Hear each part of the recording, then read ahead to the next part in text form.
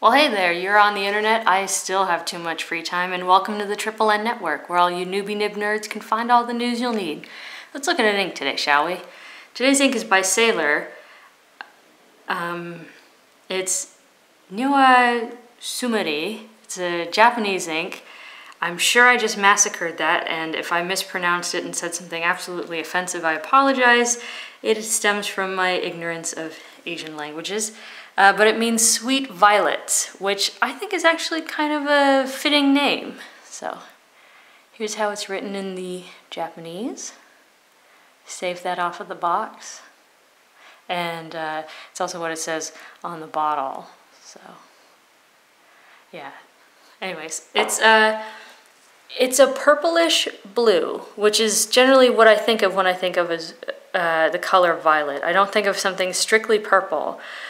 I think of something that's blue that's bordering on purple, and this ink definitely has those qualities. So let's start from the top down in density. Clairefontaine 90 grams per square meter. Now in these tests I used a slightly broader Hero 616 that I altered myself, that's a little wetter, and a more standard fine writing and sort of average wetness one, because I wanted to be able to show you what happens when you lay it on really thick, because there is a little bit of sheen. It sort of comes out like an outline or like a halo, and I'm probably not going to get it in this light, even though that's why I have the camera set up here today. Oh well. As you can see, the dry time was pretty impressive. It was only 3 seconds and 7 seconds respectively for the thinner writing and the fatter writing. And the water test sort of proved, you know, what I feel is probably just logic of the more ink you put down to be absorbed, the more there is potentially to stay. However, as has been the case with all of the Sailor inks that I've tested, they do tend to stain the ink around once the water starts to lift it up a bit. As you can see, it almost looks like it's floating in a little puddle. Next is 80 gram per square meter Rhodia paper, where I think more of the purple came through a little bit. I thought it looked a little less blue and a little more violet-y here. And the dry time was still pretty good, even in the wet pen, of just 7 seconds. I mean, for this paper, because it is fairly dense and it does have I think it's a somewhat ceramic powder treatment coating in the pressing process, but anyways.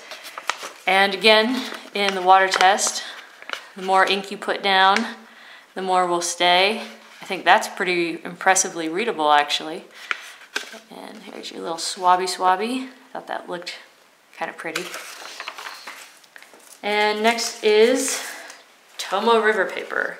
Now here I better be able to get the sheen, because that's what this paper is all about. It sort of outlines the Hero 616 stub. Maybe if I go real slow it'll catch it. But then this will be the world's longest video. But anyways, it shows up best in bolder writing. But as you can see, it took a while to dry on this paper, which is something the paper's known for, but still never terribly pleasant. I like the way the swab looks. But anyways, water test I felt was pretty good for Tomo River. It tends to like to let ink just leave as soon as you add more moisture after it dries. But as you might be able to hear, the paper started to come up a little bit before all the ink wanted to leave. So I feel like that's a pretty positive review for that. Next is, I believe this was Great White 20-pound copy paper. There was no bleed, no feather, no spread. It was very well behaved. You even got a little bit of shading in the finer writing, and you definitely got a great amount of bold color from the broader writing. I actually really liked it on this paper. No bleed, no feather, no spread. Not even in the water test. That was impressive. There you go. And I thought a very good water test. That's very readable.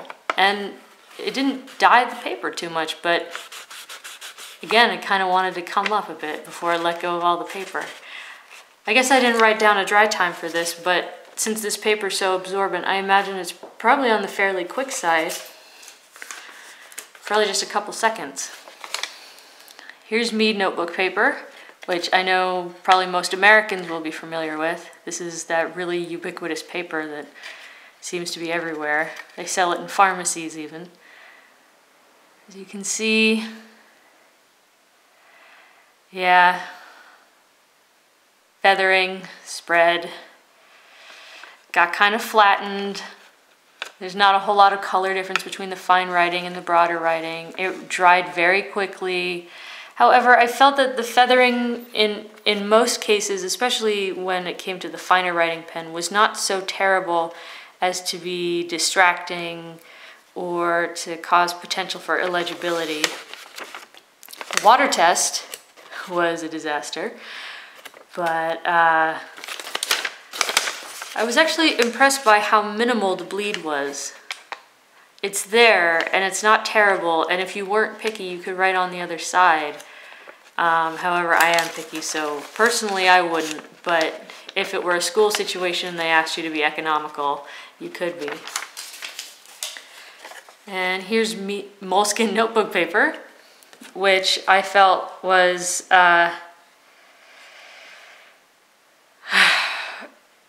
yeah,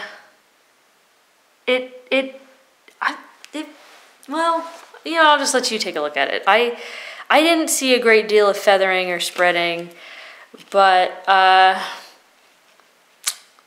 don't know. I almost want to think that maybe I just wrote on the good side of the paper, because there's a touch of feather here. There's like a shoot off here and there. There's not a great deal of I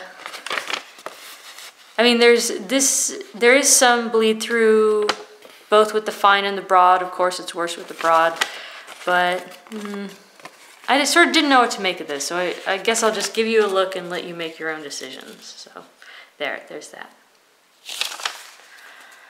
So that is Sailor's Nioi Sumire, or Sweet Violets. Again, sorry if I completely massacred that. I think in future I'll just not try and pronounce them.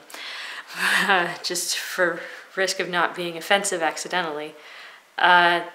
So I thought it was a fairly good ink. I thought it behaved pretty well on most papers. It behaved very well on copier paper, which for me is enough because I'm no longer in school, so I don't need to carry around notebooks like Mead paper. I thought it was a good color. It gave good shading. It had potential for sheen and really wet nibs, which are the kind that I like, so naturally I'll probably like it more than the average person. And I thought it was a good color. It was nice that it wasn't quite purple and it wasn't quite blue, and it was almost like a Rorschach test. Like whoever looks at it can decide whatever color they think it is. So let me know what you think. Leave a comment down below or shoot me a message. Let me know what you think of it. What are your experiences with it? And hopefully we'll get to talk soon. Thanks for watching, and so long from the Triple N Network. Bye.